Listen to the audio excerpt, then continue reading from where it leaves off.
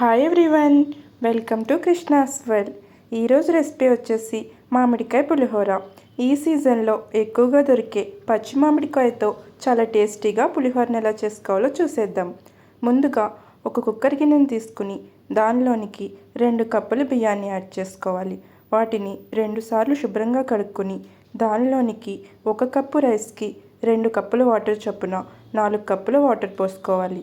దానిలోనికి 2 to 3 drops oil కూడా add చేసి cooker lid పెట్టుకుని విజిల్ పెట్టుకుని స్టవ్ ఆన్ చేసుకుని స్టవ్ మీద పెట్టుకోవాలి.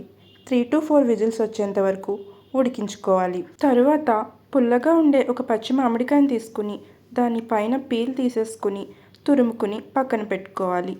3 విజిల్స్ వచ్చిన తర్వాత స్టవ్ ఆఫ్ చేసుకుని ప్రెషర్ పోయేంత వరకు పక్కన పెట్టుకోవాలి. ప్రెషర్ పోయిన తర్వాత లిడ్ ఓపెన్ చేసుకుని ఈ రైస్ని మొత్తం ఒక ప్లేట్లోకి ట్రాన్స్ఫర్ చేసుకోవాలి. దీనిని చల్లారేంత వరకు కొంతసేపు పక్కన పెట్టుకోవాలి. ఈలోపు మనం దీనికి పోపుని ప్రిపేర్ చేసుకుందాం. స్టవ్ ఆన్ చేసుకుని ఒక ప్యాన్ని పెట్టుకుని దానిలోనికి 1 స్పూన్ ఆయిల్ని యాడ్ చేసుకోవాలి.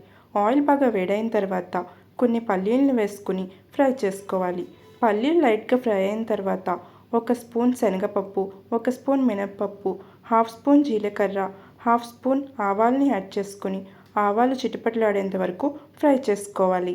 ఫ్రై అయిన తర్వాత దీనిలోనికి సన్నగా కట్ చేసుకున్న అల్లం ముక్కలు, కొంచెం కరివేపాకు, కొన్ని ఎండుమిర్చి, కట్ చేసుకున్న పచ్చిమిర్చిని యాడ్ చేసుకుని ఫ్రై చేసుకోవాలి.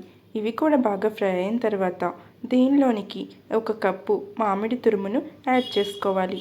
2 కప్స్ రైస్కి 1 కప్ మామిడి తురుము అయితే సరిపోతుంది. మామిడికాయ అనేది పుల్లగా ఉండేది తీసుకోవాలి. దీన్నంతా ఒకసారి బాగా మిక్స్ చేసుకున్న తర్వాత దీనిలోనికి కొంచెం పసుపు, రుచికి సరిపడా ఉప్పుని కూడా యాడ్ చేసుకుని బాగా మిక్స్ చేసుకుని ఒక 2 మినిట్స్ పాటు దీనిని ఫ్రై చేసుకోవాలి.